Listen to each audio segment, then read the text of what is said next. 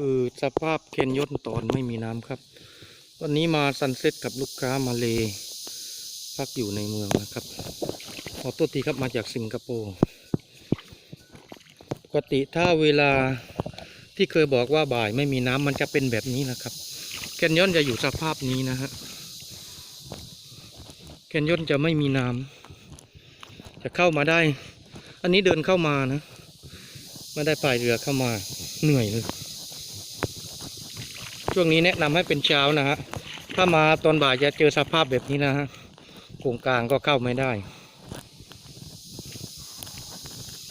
ได้ยินเสียงข้างด้วย